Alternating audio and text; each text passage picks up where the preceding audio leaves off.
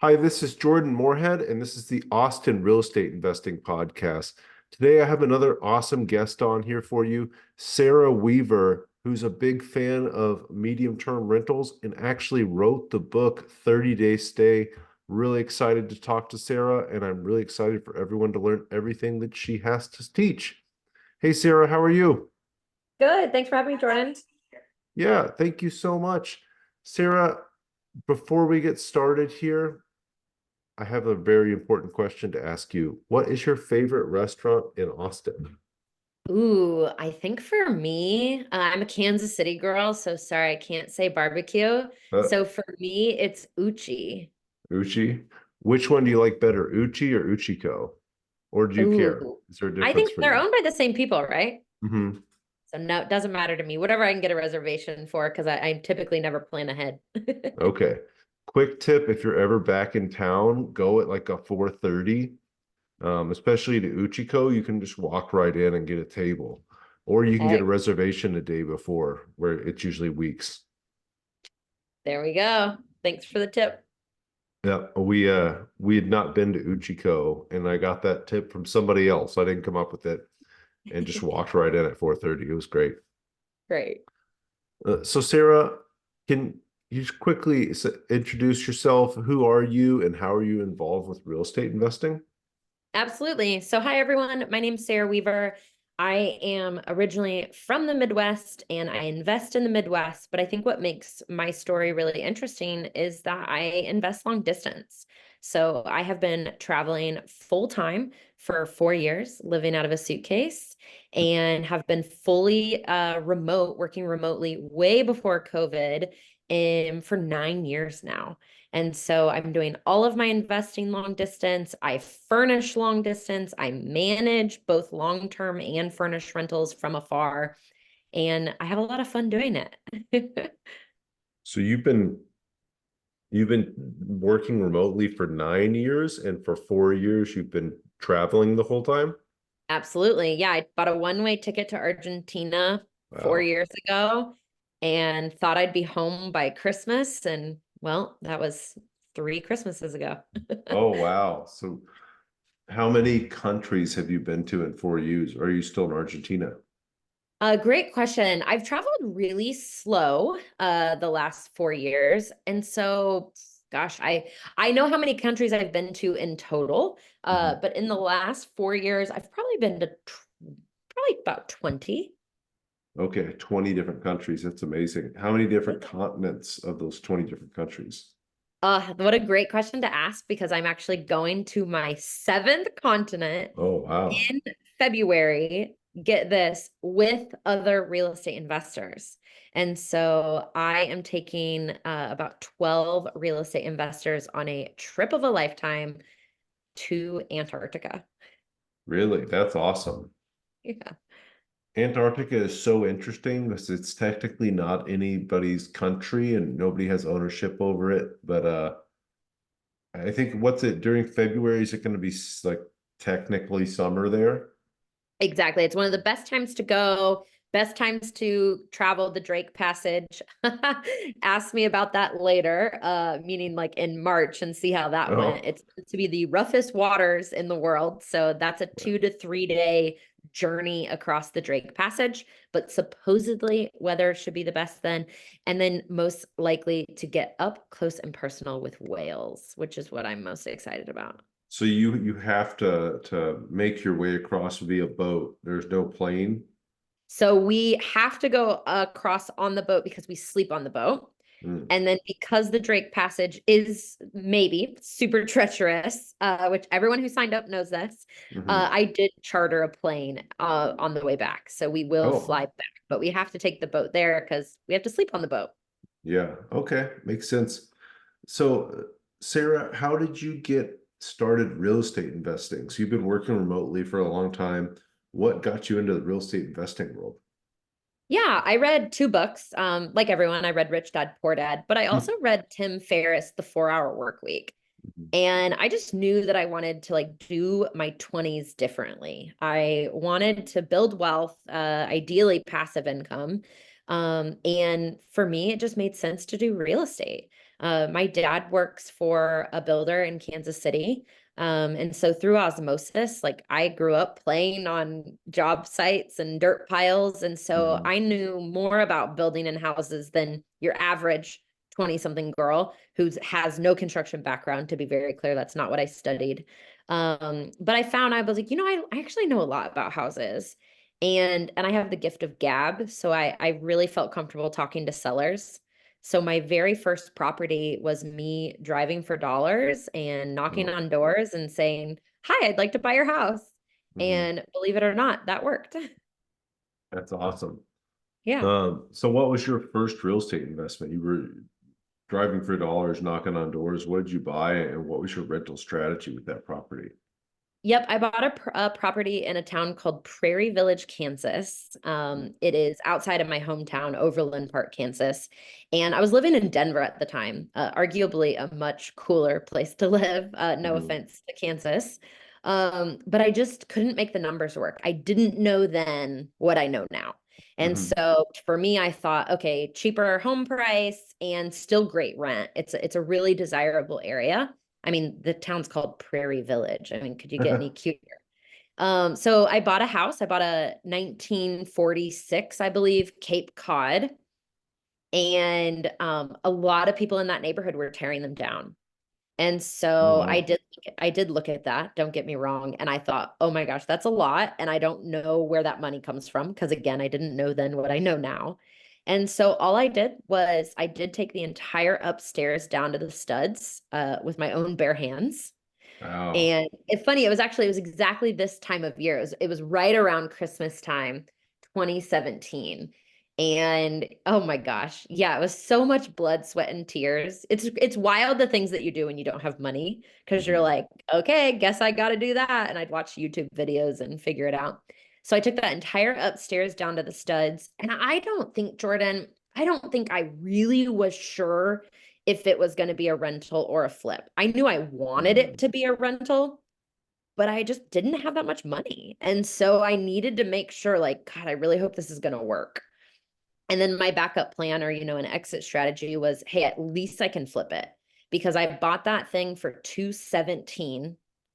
And because I did so much of the work myself and then, convinced my dad, again, he gave me the gift of gab. So I convinced him to help me with manual labor. He said, yeah, but you have to write the checks. So, so I renovated it on such a small budget and I could have turned around and sold it for 300. And Mhm. so I knew that it could be a flip, but I also knew, I don't know how I knew this, but I knew that flipping is not how you build wealth. Sure, it's a great way for quick cash, but you pay taxes just like you would on active income.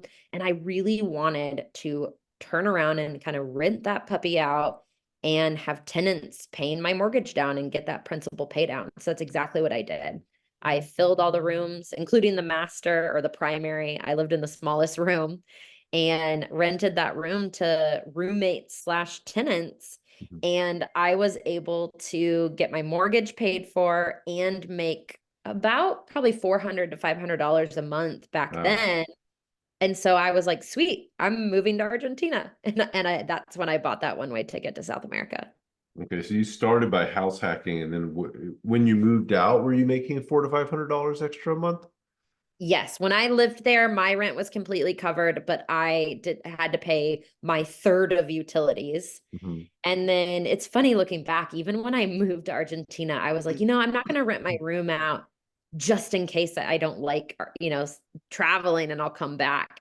And Mhm. so for almost a whole year, my room sat empty. Whereas like the investor in me today is like, oh, like you could have been getting. But Yeah. it was nice to have that peace of mind. I mean, sometimes you don't want to, I think so many people like, they're like, sell your house, sell your kids, sell your car, sell all your stuff. But I Mhm. kind of wanted that peace of mind. Like, yeah, I have a room if I want to go back. I don't think I ever do want to go back, but I have it. Yeah, you got a backup. You have a backup plan there. Exactly. So, I think you said a few things knowing what I know now. And that kind of leads me to talk about the topic of your book, 30-day stay, medium-term rentals. How did you get involved in medium-term rentals and how did you land on that kind of being your strategy of choice? Yeah. So what happened after that first property is 2 years later, I house hacked a duplex. And that following year, I went all in on real estate. I Mm, joined the mastermind. I even got a job in real estate, like mm, adjacent, so that I could earn while I learned. mhm, And I read all the books, I listened to all the podcasts, and I knew that like this is it. Like this is something that I can do alongside this nomadic lifestyle that I've kind of fallen in love with. And I just learned everything that I could. And one of the things I learned was, wow, like if I house hack every year, this is going to take a long time. mhm, And so I was like, all right, we got to think of something better. So I was like, well, obviously the bird's better, but that sounds super risky and a lot of unknown and a bit time, time intensive to find the deal, manage the renovation. It sounds kind of risky. So I don't know about that. Then the other option was short-term rentals. It just seemed like that was the right thing to do, especially in 2020. mhm. If you wanted more cash flow. And I did, I wanted more cash flow because I knew I wanted to quit my job. Yeah. So I think that's funny. Like I always talk to people, and it's really what sounds good to you or what your goals are. So you identified your goal. You wanted cash flow because you wanted to quit your job, but you're like, hey, the bird doesn't really sound right for me, and hey, And short-term bird's not rentals. actually great cash flow, in case anyone's not really aware. Like, sure, you can recycle your capital, but it Mhm. eats into your cash flow. So that also wasn't going to get me to quit my job any sooner. Yeah, great insight and great point. I've done a lot of burrs actually myself. So I've done a few dozen burrs, and they don't cash flow great right away, because you're refinancing to get as much of your capital out as possible. And when you refinance it, the highest loan amount you can get it to, the cash flow is not great. Um, Exactly. so it's something you got to think about. If your goal is cash flow, Burr might not meet your goals. It could help you later on get to your goal. Maybe you buy better cash flowing properties. But it's just cool to see your process of figuring out how medium term rentals were going to work best for you. And I really like the strategy to myself. I have a few. They are, I don't know if you agree with me. They are just as little work as long term rentals when you set them up right, but they are almost double the cash flow in most cases.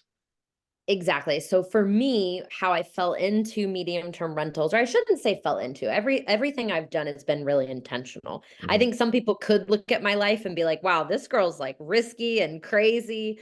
But I feel like I actually have kind of two sides of me. I'm actually really type A. Like I was the president of every club I joined in middle school through college.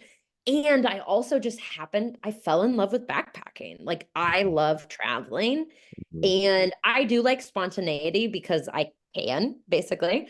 But everything is really intentional. And so even the short-term rentals, I knew that a 2 night and 3 night turnover was going to disrupt my lifestyle. Mhm. Like, how could I be on a 14-hour flight if I had a check-in that day and I was going to self-manage or if there was an issue. And so I almost quickly found all of that to be true, that while short-term rentals were great cash flow, they were also really time intensive. And even when you got systems that were rock solid, which I confidently can say I do with automated messaging, an outstanding cleaner, a virtual Mhm. assistant that has my back 100%. I have all of that. But here's the thing, my short-term rentals, Jordan, they take up mind space.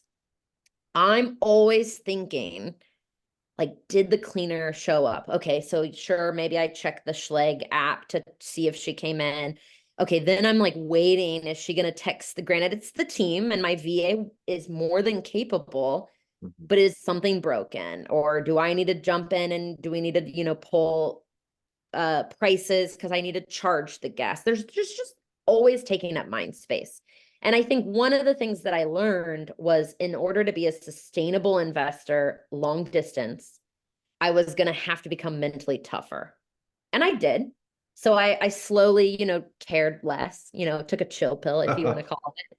And I also just had great systems in place.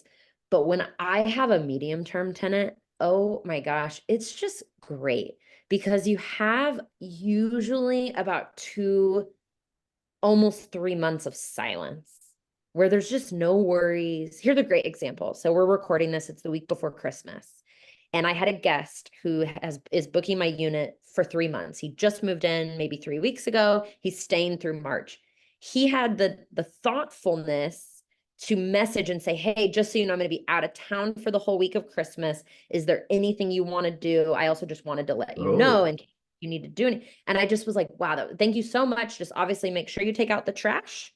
I'll take your trash to the curb for you, or I'll hire someone to do it. But thank you so much. Like, no, we don't need to turn, the building in this particular case, there's no water shut off in his unit. Whereas if he had been, a single family home, I would have been like, oh my gosh, thank you for telling me. Let's turn the main off in case of pipe freezing, etc. So just you get guests like that, and maybe he's an exception, sure. But I find that the MTR guests are almost what I consider professional tenants. mhm, They're so thoughtful. They're so mhm. thoughtful because it's their home. Like his stuff is there for the next 3 months, even if he's gone for a week. Yeah, I love it too. I feel the same way. They're so much more respectful. It feels like it's a lower expectation too, because they're not on vacation. Yes. Uh, you mentioned hosting software, automated messaging, which leads to hosting software. Do you have a favorite hosting software that you like to use? Yeah, for me, I like Hospitable Me because too. I'm putting my MTRs on furnishfinder.com and Airbnb, and I needed a way for them to communicate. Is it automated? No. I still have to manually bring people over from FurnishFinder or Yeah, apartments.com. Supposedly they're working on it. Hospitable, if you're listening, please work on this faster. hurry it up. Yeah. But still, even though we manually put in the bookings from Furnish Finder, I love that then I'm at ease knowing that even my Furnish Finder guests are getting automated messaging. I message them every week to remind them to take the trash to the curb because that's something that MTR guests do. 2 weeks in, I say, hey, I'm not calling you messy, but just in case your place is getting messy, here's my cleaner's number. If you want to, hire her yourself, feel free. She's lovely. Mhm. All of those automated messages, unfortunately, without a great system, your Airbnb guests, sure, they can get them automatically, but you have to think of a workaround if you're getting bookings through something like apartments.com or Avail. Mhm. You say Avail? Yeah, Avail, they're a competitor to apartments.com and they're wonderful. Okay. So it sounds like you use availapartments.com, Furnish Finder, and Airbnb. Correct. Incorrect? You don't need to use apartments.com and Avail. I would use one or the other. Hmm. But yep, those are my systems. I also recommend Price Labs. I think you do need a dynamic pricing software, even for MTRs, Really? just because you never know if something's coming in town. If you don't know your area really, really well, it's great to know, oh, there's a concert coming in town, or here in Omaha, we have the College World Series. Hmm. Pricing goes up during that time, and I want to capture that if I can. And so I still think that the pricing software works. So I like Pricing Labs. I am listing on Zillow recently. Have I gotten anything from Zillow? No. But Hmm. some of my students have. And so I think that that's noteworthy. What would you say the breakdown is? So for me, it's like 95% Airbnb, 5% other sources. Right now, I'm at 90% Airbnb and only 10% Furnish Finder, and that has never happened. It's almost Mm, always 70% Airbnb, 30% Furnish Finder. really? And so Airbnb took the lead about 2 months ago, which is rare for me, at least. Yeah. For us here in Austin, it's it's very heavy Airbnb. I very rarely get a booking from anywhere but Airbnb, but when we do, they're great. You know, Yeah. Jordan, I don't think I've told your audience. So my furnished properties are in Omaha, Nebraska, Mhm. and Des Moines, Iowa. I Okay. still own those first two properties that I bought in Kansas City, both on the Mhm. Kansas side and the Missouri side. But while I was living abroad, in a van, funny enough, I was living in a van in New Zealand. My source for deals in Kansas City dried up. And so I started looking at other markets. I knew that what I had created in Kansas City, I could replicate. Hmm. And so I started talking to an agent in Omaha and an agent in Des Moines. As a world traveler, it's not like I dreamed about, oh, I really want to own an Airbnb in Des Omaha. Moines. Yeah. Omaha, Des Moines. Yeah, Yeah. I had never even been to Des Moines, never been to Des Moines, Iowa. And I did my first burr actually in Des Moines. And now I own furnished rentals there as well. Um, but I think it's important to note that sometimes the unexpected places can be incredible MTRs. Hmm. Yeah. Yeah. And I think that kind of leads to why people are MTR tenants or medium term tenants. I've had the experience that so often people expect the number one thing that comes to mind is traveling nurses. People say, well, should I get it close to a hospital? Traveling nurse said, hey, that doesn't hurt. It's Yeah. not gonna, you're not gonna be mad, but you're getting some traveling nurses. But we've had the experience, and I don't know if you get the same experience. Traveling nurses seem to get their assignments several weeks in advance, Yep. and we're booked up several weeks in advance, so we almost never get them. It's incredible. I find that I'm probably about 60% booked ahead of time. Mhm. But otherwise, yeah, the last minute. And that stressed out version of myself hates that. Like Mhm. I wish that I was getting booked far in advance. And so if you're a worrier, like you need to know that last minute bookings do happen. Yeah, yeah, it is nerve-wracking. You're sitting there thinking I have a whole month open in a week. And then 2 days into that week, you get a booking for the next month, and you're like, "What? How did that happen? Why did you not plan ahead?" Yeah. So I get it. Yeah. Um, I mean, but I'll admit, like, as a traveler, I've done that where, Croatia and Italy were so hot this summer. It was like mhm. 105.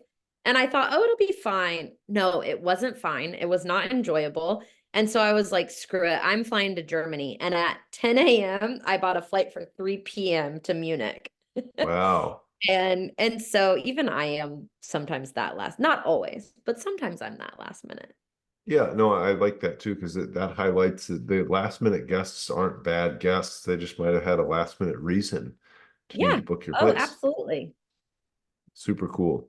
Um, Sarah, are there any special features or special items you like to put in a medium term rental versus a short term rental? Really, they're mostly the same. I think blackout curtains are an absolute must, Mhm. really in both, to be honest, a short term or an MTR. Mhm. And then I think the kitchen needs to be stocked just a little bit differently. So you need to walk into your kitchen and say, hey, could I really, fix every meal? And Mhm. I think a short-term rental should be the same. You never know if people are, gonna have a night in Yeah. at your Airbnb or short-term rental.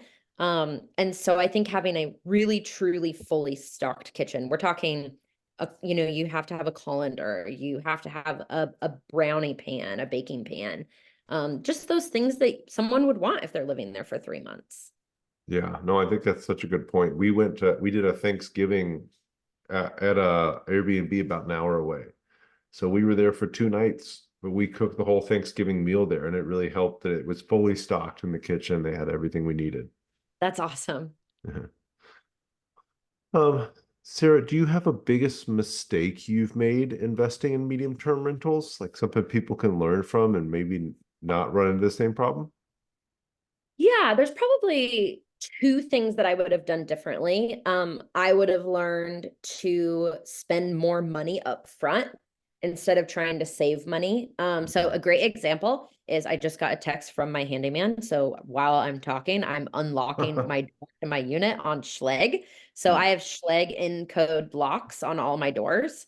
And and at the beginning, I bought a property. It had keypad locks. And so I was like, sweet, gonna save, whatever it was, $1,200 instead of upgrading to Schlage Encode. Well, what a pain in the butt that was. My cleaner had to learn how to change the code. I was Mhm. having to have a spreadsheet and it was a mess. And so you just guys spend the money, like spend the money up front. Don't go crazy. You're an investor. I see a lot of furnished rental hosts spend way too much money on things that I'm like, that's going to get thrown away or ruined. Mm. And so I was really, really frugal, in ways that I could have, avoided some headache at the beginning. Another great example is one of my units right now is getting like a full bathroom reno. And is it the best time? Did I really want to be doing it? No, but it just the tenant checked out and it's like, let's just do it and let's just do it right. And so now when a handyman says, hey, do you also want me to do this? I obviously look at their bid and I'm making sure that it's a good investment. But the answer is yes, a lot more than it was 2, 3 years ago. Um, I think that that's also just growing up, a little bit as an investor. And Yeah. it helps. I mean, let's be honest, it helps that there's money in the bank. Well, yeah, and I think sometimes you have to spend that money to make better returns too. So if I you couldn't agree more. we're still in a review business with the medium term rental space. Yeah. So you have to keep them looking great. On that note, do you have a certain cadence in which you refresh the properties? Let's say new paint, cleaning places up, stuff like that. Yeah, I think that it's really important that you listen to guest feedback. One really great tip is if you haven't gone through your reviews recently, you or your virtual assistant can go into Airbnb and just copy and paste all of your reviews, throw them into Chat GPT and ask it what are some of the common standouts. What are any complaints or negative like parts of the review? And Chat GPT will summarize, I mean, as many reviews as you have. You can also do it with your competition. So if you have like a clear competitor or a few clear competitors in the market, you can do the same thing to their reviews. So I'll copy and paste all their reviews into Chat GPT and say, hey, what are the amenities most mentioned in these reviews? And I'll make sure that I have those things as well and that I talk about them in my listing. So I will answer your question. There are things that do get refreshed, but what I often find is that people have these things in their unit, but it's not clear in the listing. And a host will say, oh, well, if you look at the photo, you can see. And I'm like, no, you need to have it mentioned in your listing description. It needs to be mentioned in the captions. Like guests want to see is the product that they're getting. And so I think that the refresh that I've been focused on mostly has been optimizing my actual listings across all platforms. That's a really smart way to do that too. Using Thank you. Chat GPT to do all the hard work for you there. Yeah, I of course, got that from someone else. I think that is really the other thing is the value of being in the community. Mhm. So I even like yes, I wrote the book on the MTR and I'm just joined a mastermind for short-term hosts because there's always new things to learn. And if you haven't updated your amenities page on your Airbnb listing, I mean Airbnb's adding amenities all the time and they're not telling us hosts. They're not communicating that with us. And so you need to make sure that you're checking your listing, that it's actually accurate. Mhm. No, that's great And advice. yep. And then as far as actually refreshing the furniture, oh yeah, I mean, it happens all the time. You're always making improvements.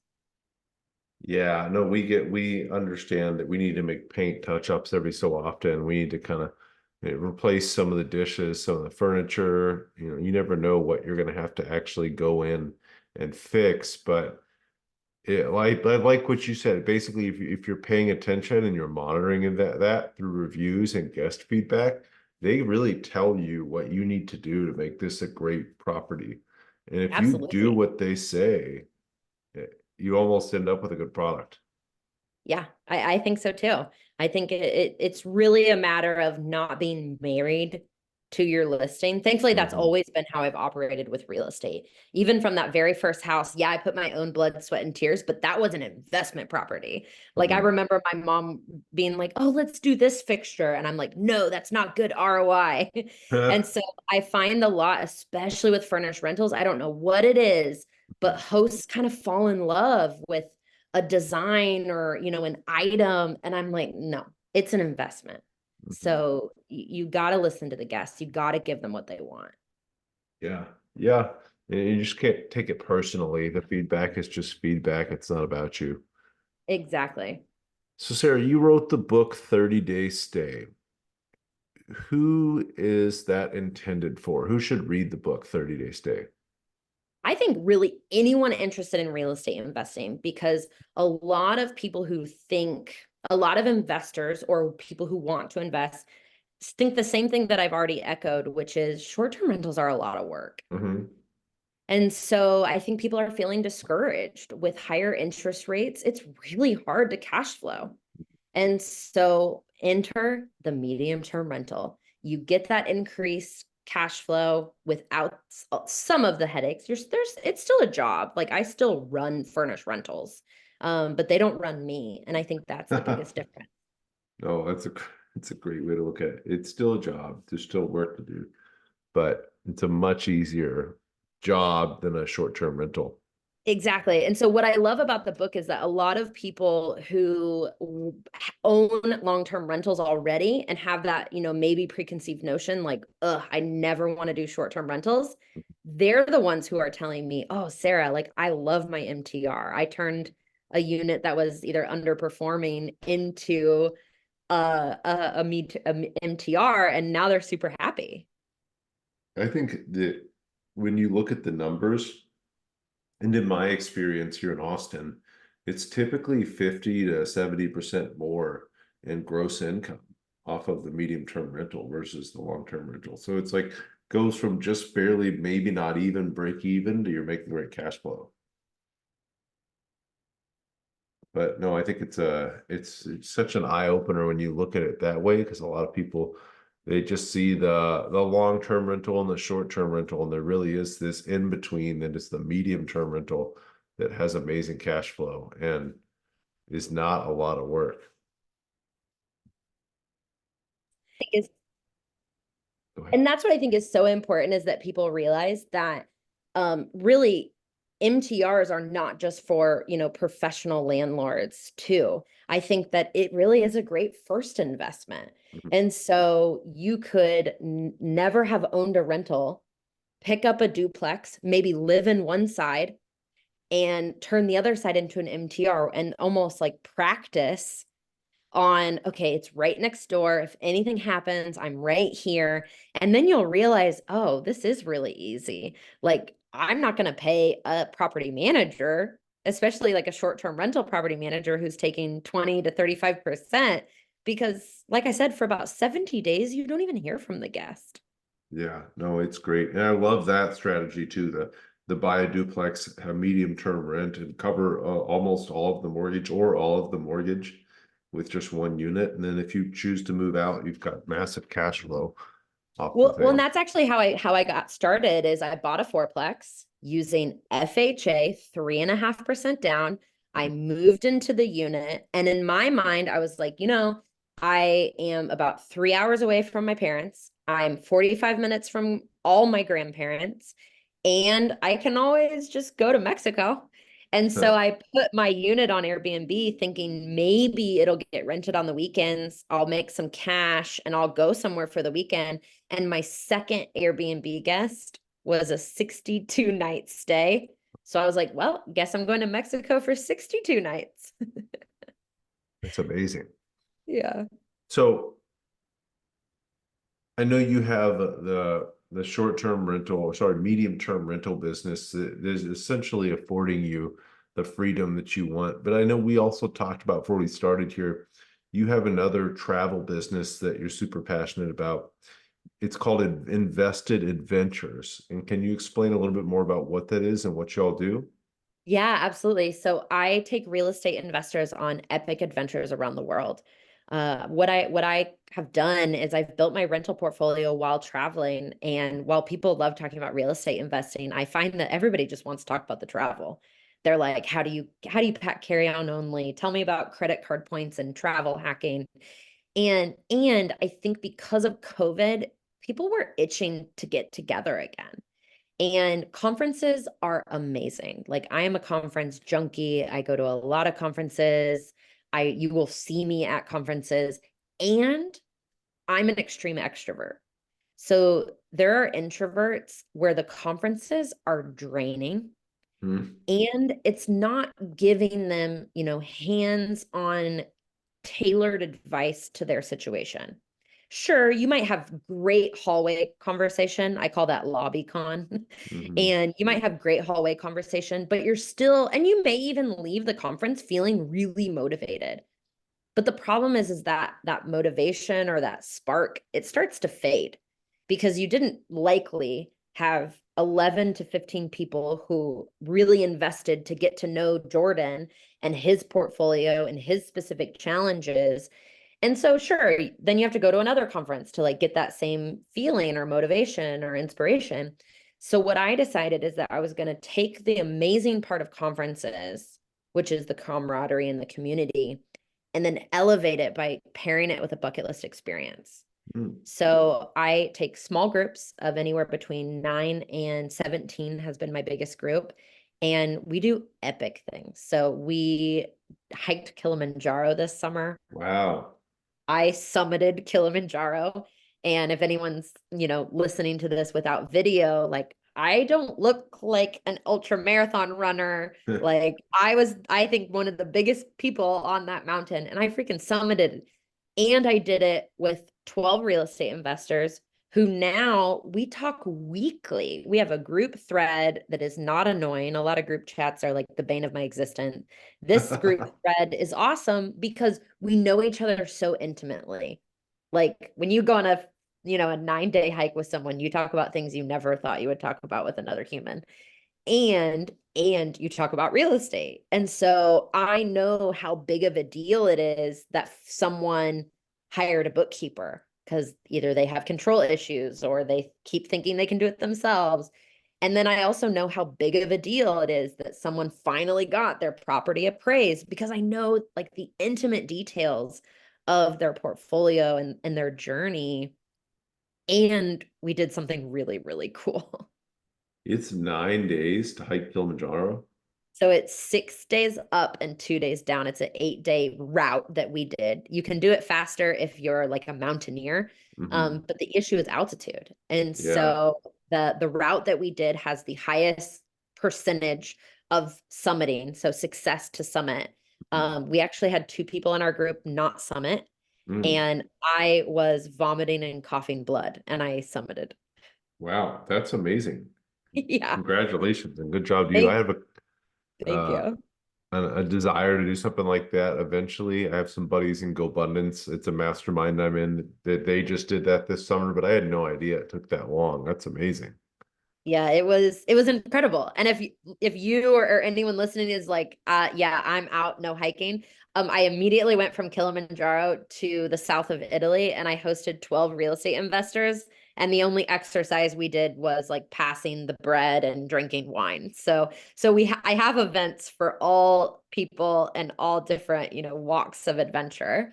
I think the most important thing, though, is that people realize that when you leave the comfort of your home and you're exposed to people doing something different, you change. And so, like, we have investors that have come on invested venture trips that have quit their job, they have come off their depression medication, Mm.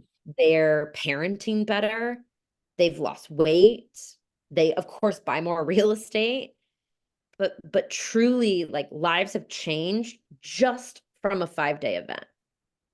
That's amazing. And do you have a website where people could learn more about this? Absolutely. The best place to go is my website, Sarah D. Weaver. And if your audience goes to sarahdweaver.com/trips, they can sign up to be notified about the next trip for 2024.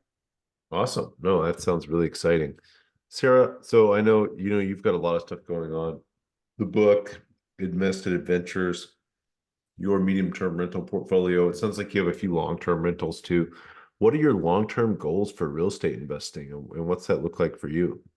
Yeah. Oh, I love this question because it's something that I mentioned like how intentional I am. And I have intentionally put a lot of time into my businesses. So in addition to invested ventures, I own a design firm, Aria Design Services, where we furnish Airbnbs or short-term rentals and MTRs all across the country.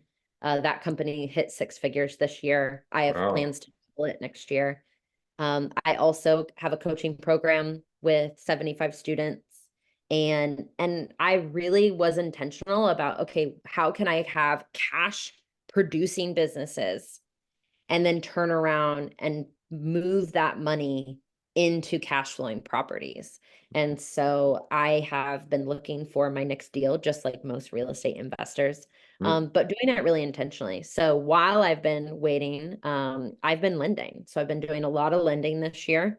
And man, I love the returns for that. It can almost be a little bit addicting.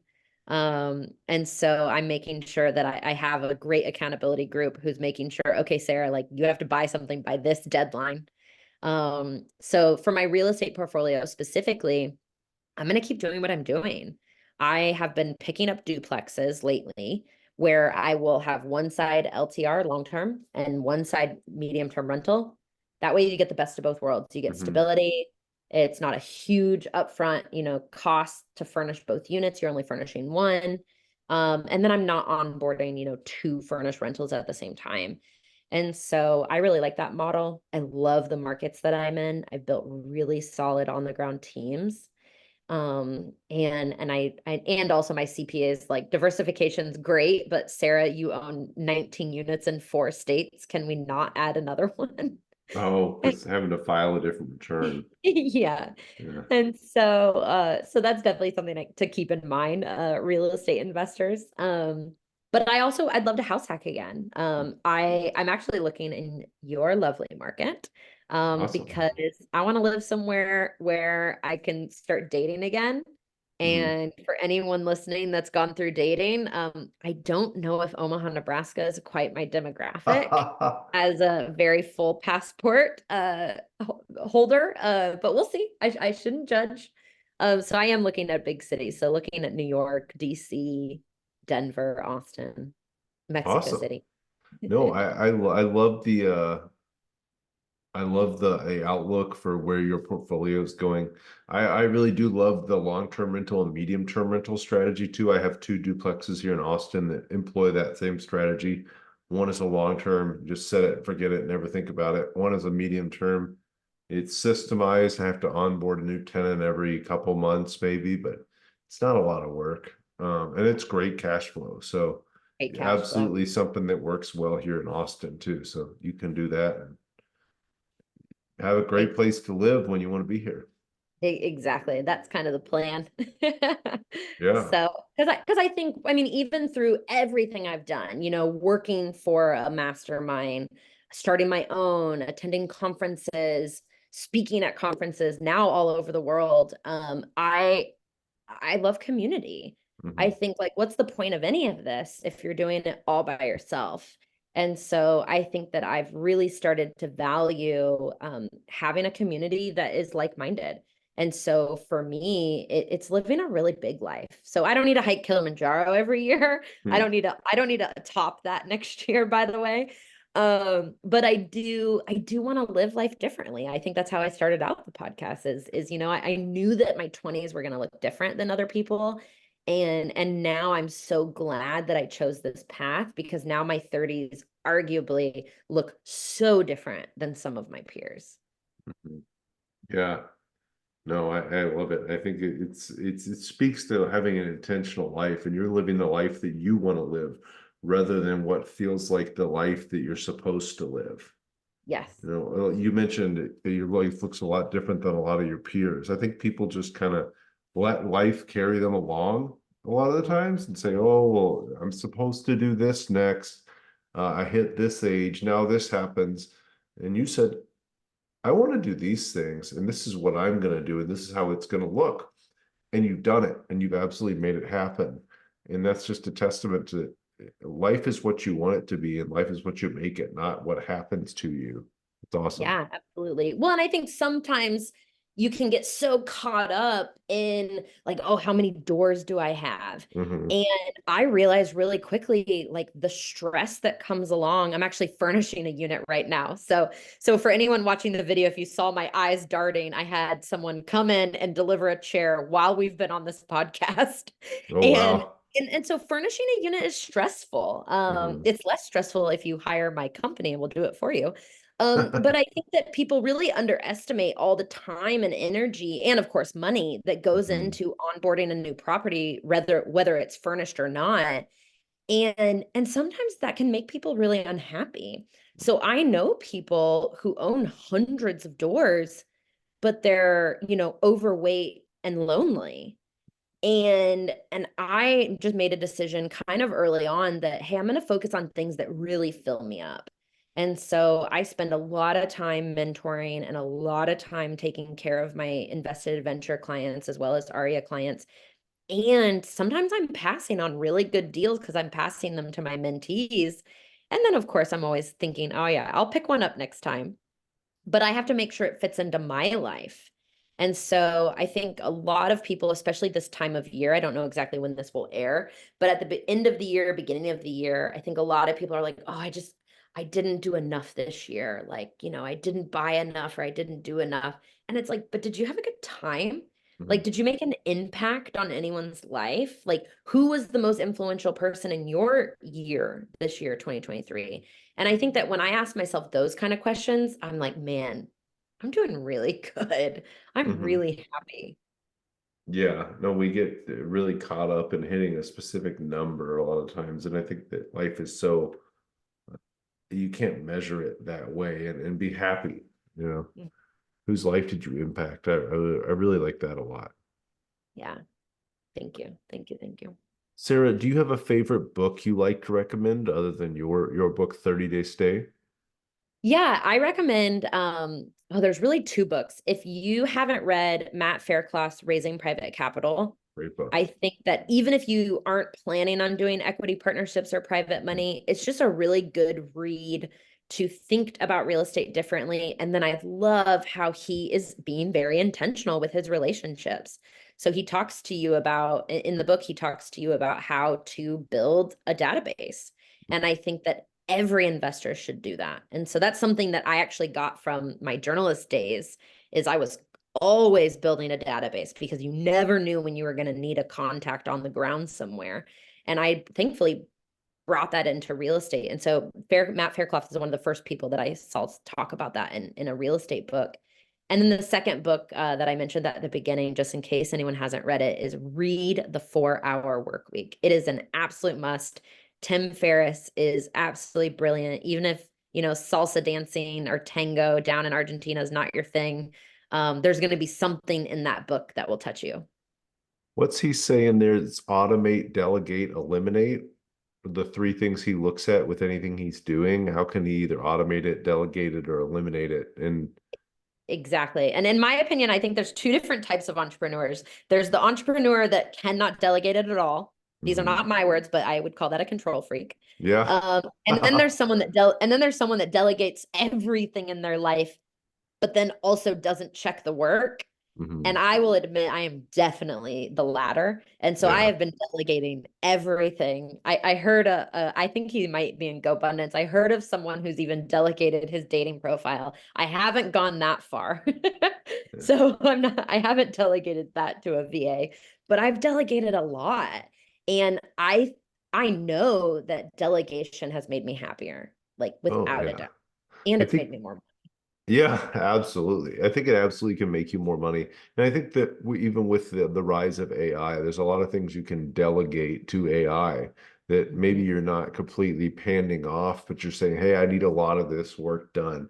Like you Mhm. said, reading all the reviews and boiling it down to what specifically needs to be done here.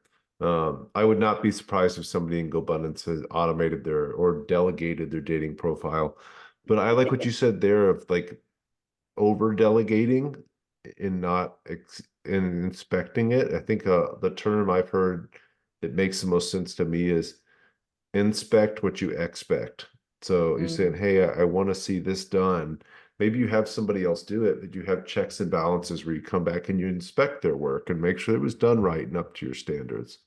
Absolutely. And I think that you just learn as an entrepreneur. I mean, Hmm. I've never consecutively ran three businesses and self-managed all of my units. I'm Hmm. learning just like everybody else. And so you also have to surround yourself with the right people.